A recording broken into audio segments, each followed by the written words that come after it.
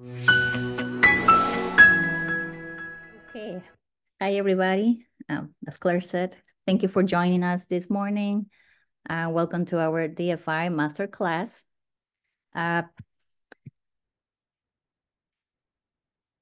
Just wanted to introduce ourselves today. My name is Joanna Guastafaro, and I'm an instructional technologist with the Digital Futures Institute here at Teachers College.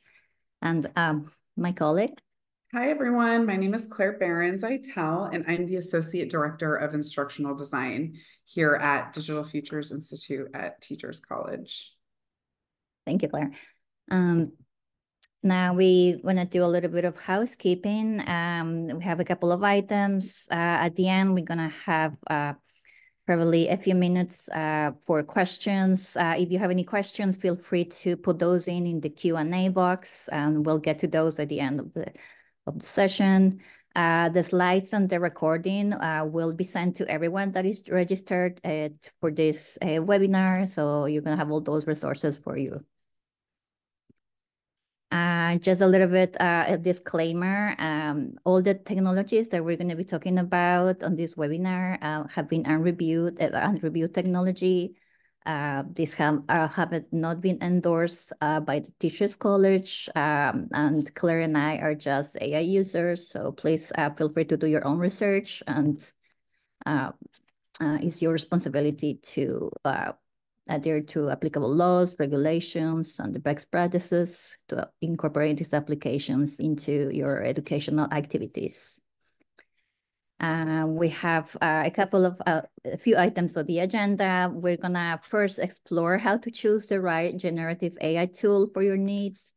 And on the second half, we're gonna give you some tips on how to better create prompts, how to clear, concise, and informative prompts so that you can get better results when you are using the AI text tools.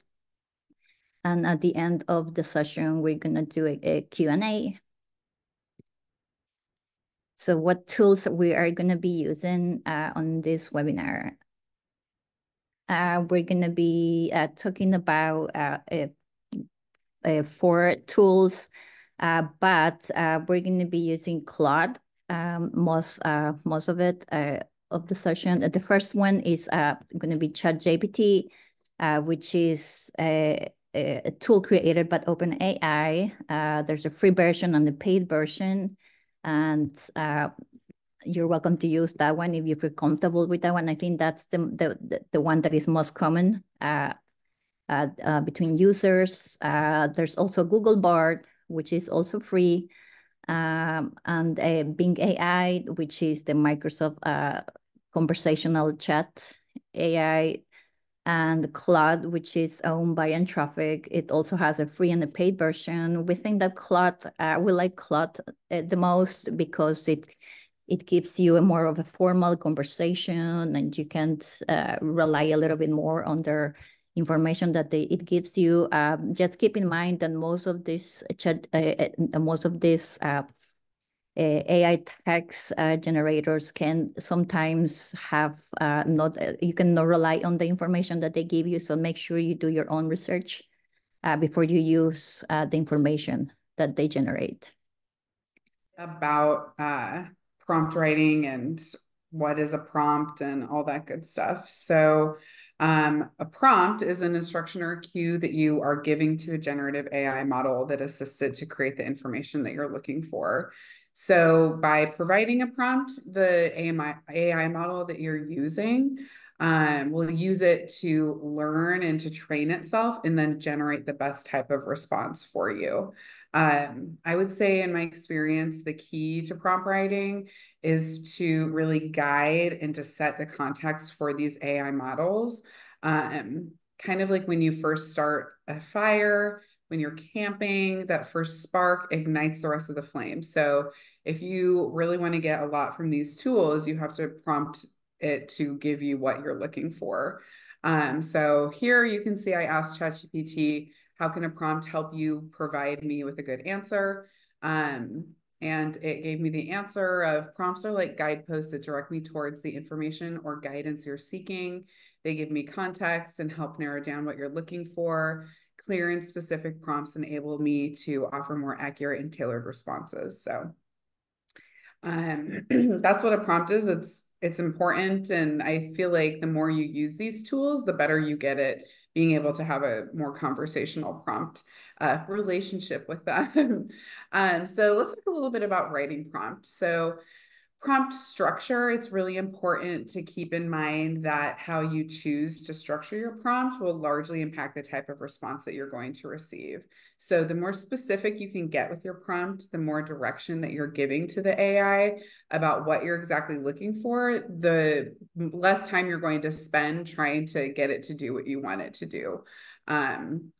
So understanding the domain that you're prompting is also something that to me is very important, and I think should be important to everyone who uses generative AI tools, because it's essential that you, the person who's writing that prompt, has a solid understanding of the topic that you're asking for.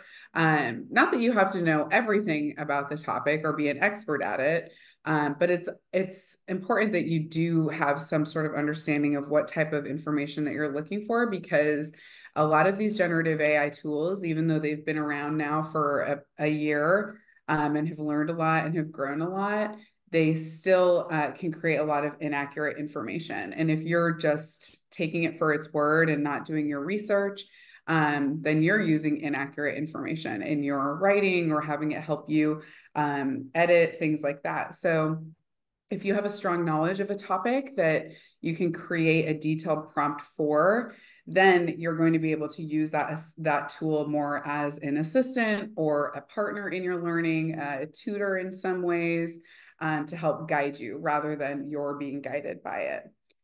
So an example of this is if a history teacher asks an AI model to create a lesson that reviews World War II.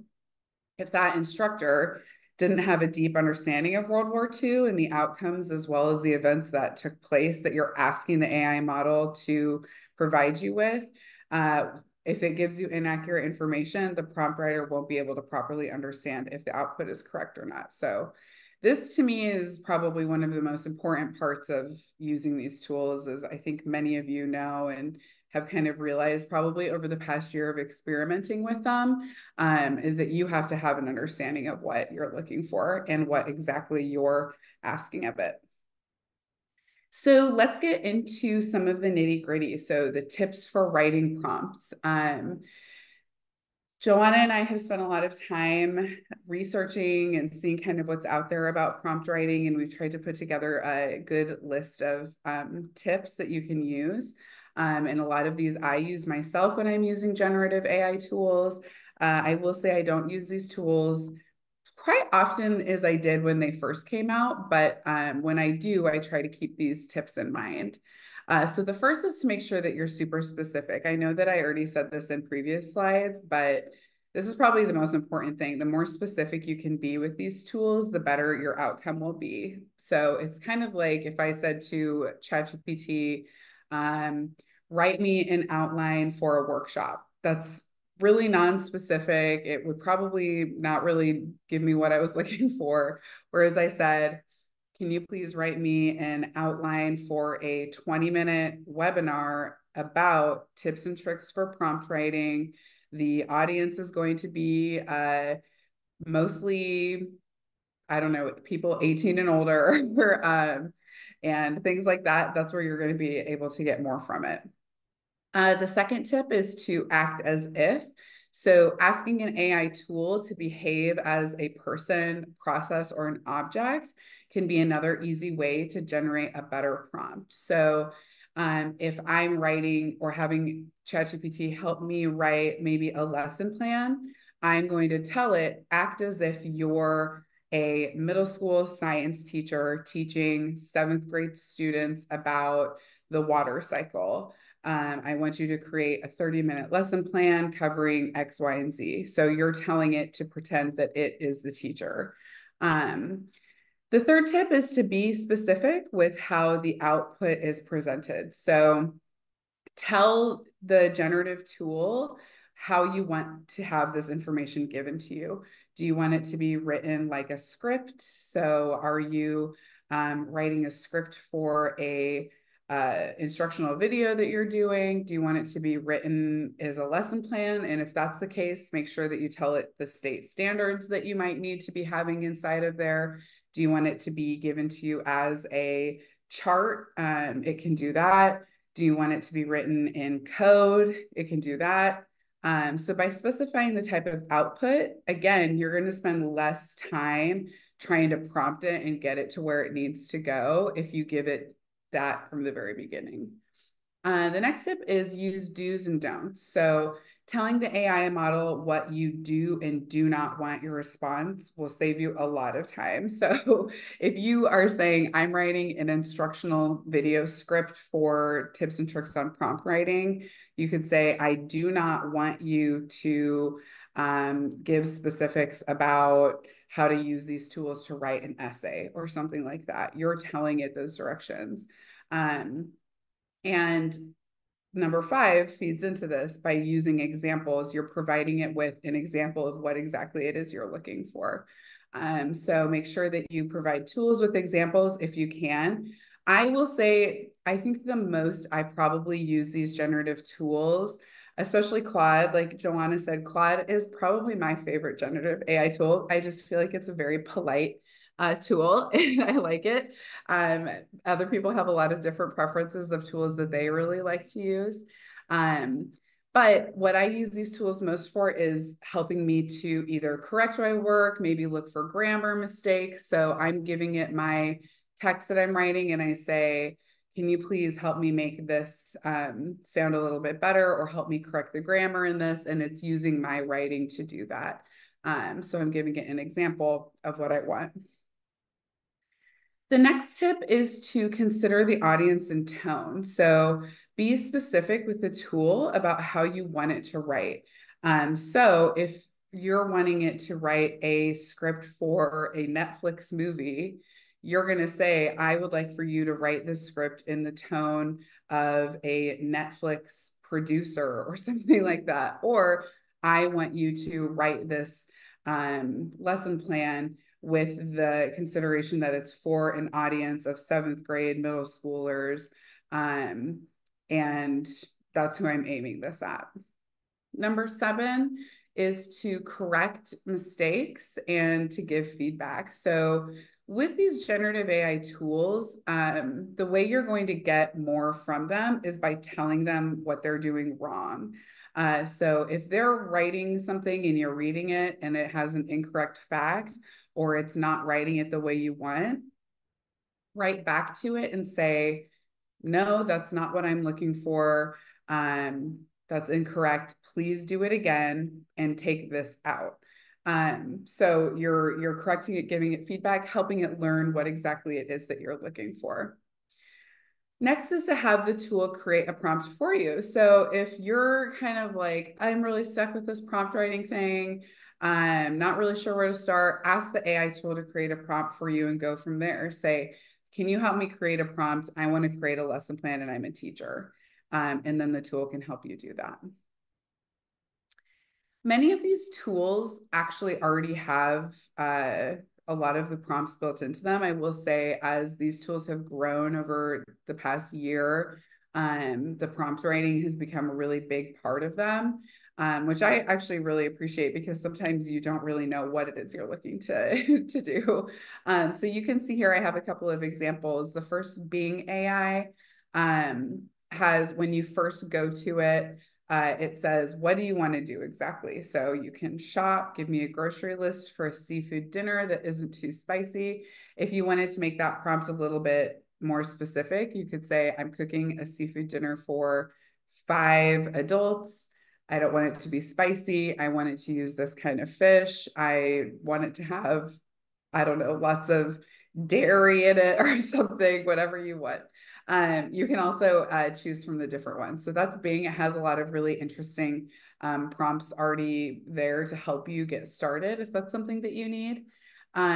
Next is Bard. Bard has actually updated. I haven't looked at it recently, so this may actually be a little bit different looking now because they've updated to a new version of it, but it prompts you in the sense of understand. I want to understand these things. Create. I want to create a gluten-free meal prep, or explore. I want to explore resume improvements or plant care tips. I will say Claude probably has the least prompts. They give you, I think, like 3 at the very bottom that says try these, summarize a PDF document, or help me practice a Spanish vocabulary. So I will say though, these tools now have a lot of resources kind of built into the homepage. So I'm just checking to see if there's any questions before I move on to the second part about those tips. But yep, we're going to record this and provide you all with the slides afterwards, so you don't have to worry about that. So yeah. So let us show you a couple of examples. I know those tips are all nice and good to see them, but I feel like seeing them in action is really a little bit better. I like to, when Joanna and I were planning this out, we both were kind of like, let's do some examples and just show the output, because with a lot of these systems, you don't know if it's going to be like overloaded at the time that you're doing the workshop. So we kind of have padded these a little bit just to show you some examples on the screen. So creating a timeline, this one was for Thanksgiving. We asked the AI tool to create a timeline for how Thanksgiving has evolved since 1621, include the perspective of the Wampanoag people, immigrants in the 19th century, and the indigenous youth from today. So I'm giving this prompt specific date that I want. I'm giving it the perspective that I want it to take. And I'm also telling it what I want it to be in, which is a timeline. That's the, oops, sorry about that. That's the perspective that I'm wanting to see it in. So the output that we got from this prompt was the timeline for Thanksgiving and how it's evolved since 1621. It gives me the dates, it gives me the information behind those dates, and it also explains to me how it aimed to incorporate the perspectives from those people that I asked it to do that for.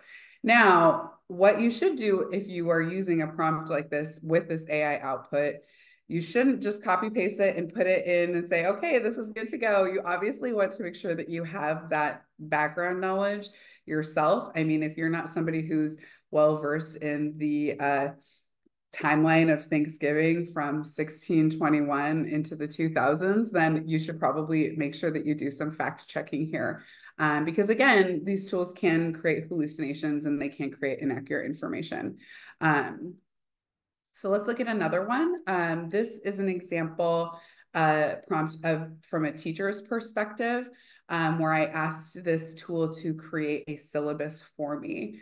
I think syllabus creation and lesson plan creation can actually be a really wonderful way to use these tools as a jumping off point as a teacher.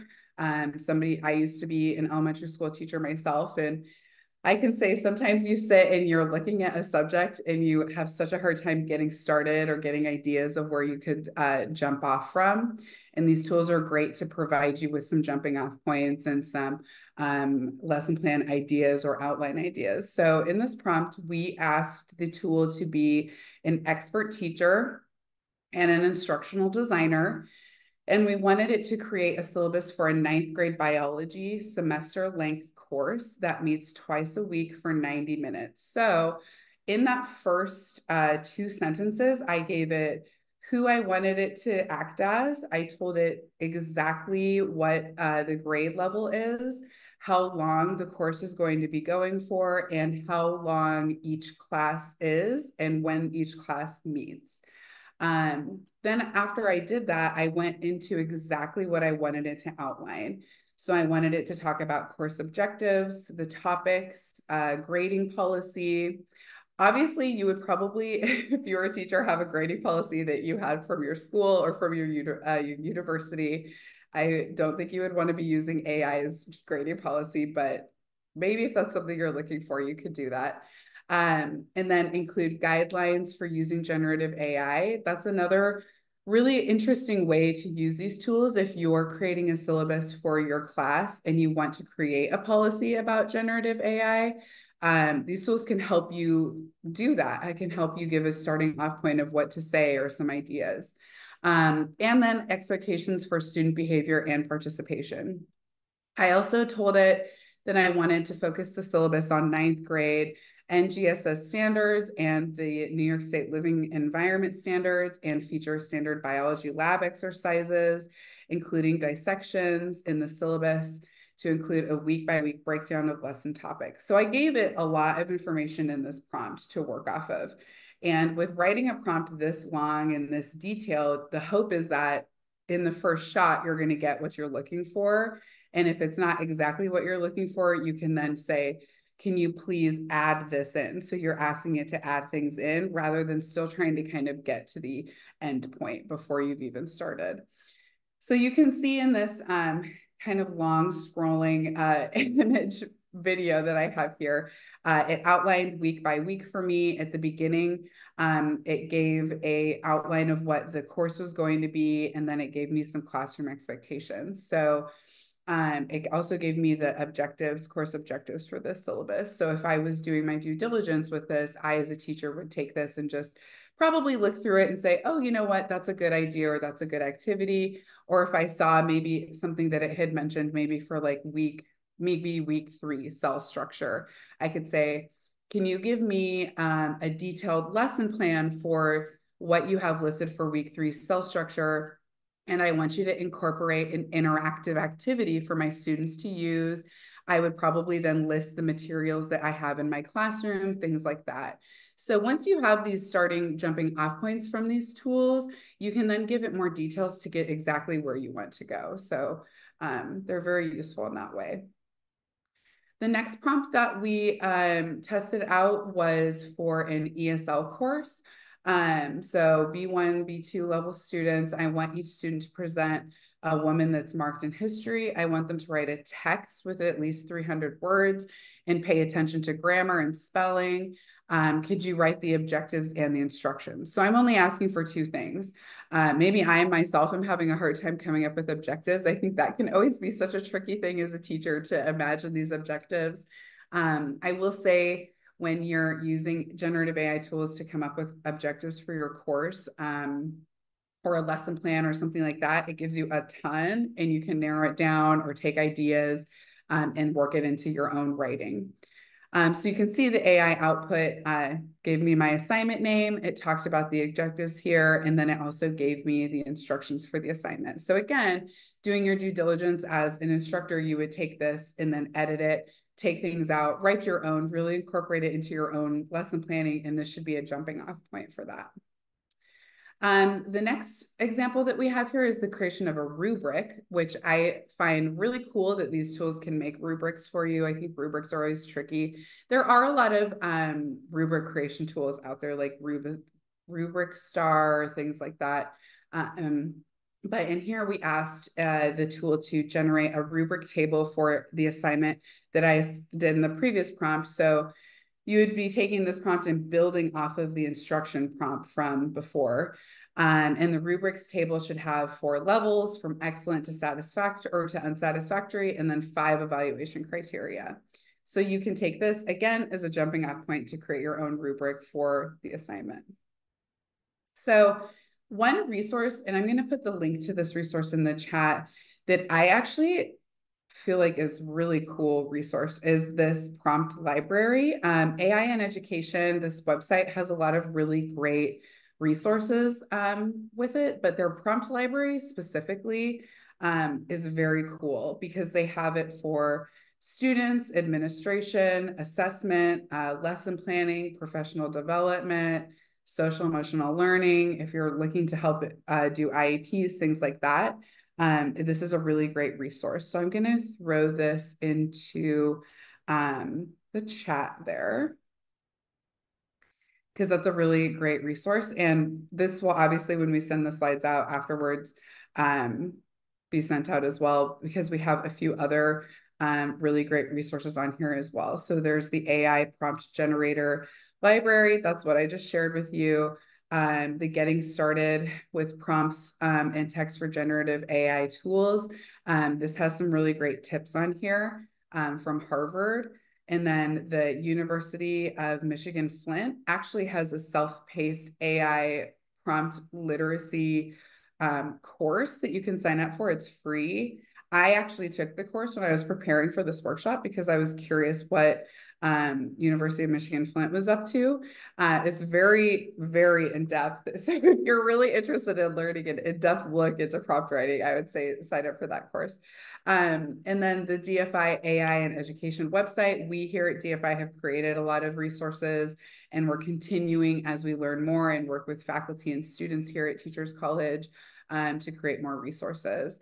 And then finally, this ChatGPT prompt database. This was a very interesting website that has a collection of prompts that people have submitted, things that they're using for content writing, coding, everything in between, and you can really search by what you're looking for. So these resources will be sent out again at the end of our workshop. So you can have them, click on them, use them, all of that good stuff.